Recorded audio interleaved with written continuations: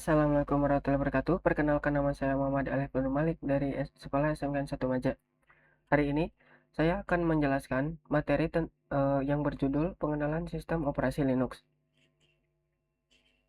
Nah, materi yang dia sampaikan kali ini, eh, yang pertama ada pengenalan sistem operasi, yang kedua Linux are everyday and everywhere, yang ketiga open source and closed source, yang keempat Linux distribution, yang kelima Linux architecture, yang keenam adalah CLI and UI.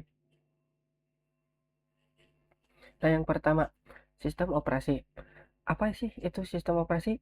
Sistem operasi adalah perangkat lunak yang pada lapisan pertama yang ditempatkan pada memori komputer saat komputer dinyalakan. Contohnya seperti Windows, macOS, Linux, Android, ataupun iOS. Dan sistem operasi ini ada beberapa jenis ataupun tipe. Tipe pertama, standalone, berjalan mandiri pada satu perangkat. Tipe kedua, Live CD, berjalan langsung dari media. Tipe ketiga, embedded, tertanam pada perangkat khusus. Tipe keempat, jaringan, mengelola sumber daya dalam sebuah jaringan. Nah, dan selanjutnya, Linux are everyday and everywhere. Linux bisa ditemukan di mana saja dan digunakan setiap saat. Contohnya seperti sistem operasi penerbangan, yang mana menggunakan OS real time. Yang selanjutnya, untuk internet, akses sistem operasi berbagai router, seperti menggunakan router OS MikroTik. Selanjutnya, kemudian bisa pula ditemukan pada pembuatan Smart TV ataupun website, karena biasanya web server menggunakan Linux. Yang terakhir ada Android, karena menggunakan kernel Linux. Nah, selanjutnya ada open source and closed source.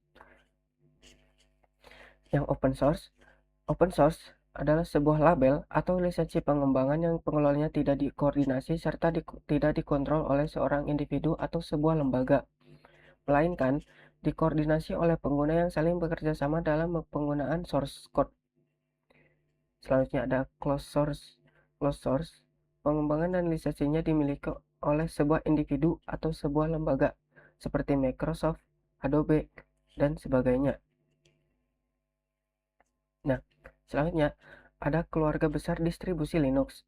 Yang pertama ada Debian Family, identik dengan Package Manager apt atau apt-get, dan format installernya adalah deb.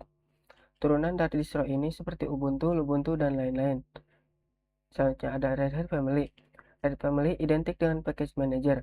Package Managernya adalah YAM, DNF, dan juga format installernya adalah RPM, yang juga memiliki turunan seperti CentOS, Fedora, dan lain-lain. Yang ketiga ada SUSE Family, identik dengan Package Manager, Zyper DSN, dan format installernya adalah RPM. Nah, selanjutnya ada lapisan arsitektur Linux. Yang pertama ada aplikasi. Aplikasi adalah lapisan teratas. Contohnya seperti Gedit, OpenOffice, ataupun Firefox. Yang kedua ada desktop. Desktop adalah antarmuka langsung ke user.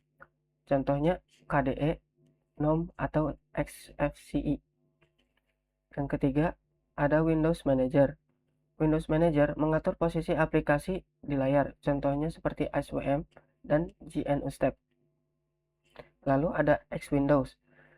Xwindows ini adalah library khusus tampilan GUI yang dibutuhkan KDE, GNOME, dan lain-lain. Selanjutnya ada Shell atau CLI. Shell atau CLI menerima input perintah dari user dan tidak terikat kepada GUI.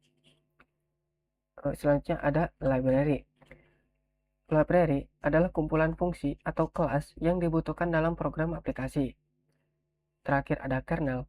Kernel adalah jantung sistem operasi, dan jika dihapus, Linux tidak akan bisa menyala. Lalu ada CLI and GUI. CLI adalah antarmuka yang digunakan untuk berinteraksi dengan komputer melalui perintah atau teks yang diketik. GUI adalah antarmuka yang memungkinkan pengguna berinteraksi dengan komputer melalui tampilan grafis seperti ikon, tombol, menu, dan jendela. Terima kasih sudah menonton video kali ini. Semoga videonya bermanfaat. Mohon maaf jika ada salah kata. Wassalamualaikum warahmatullahi wabarakatuh.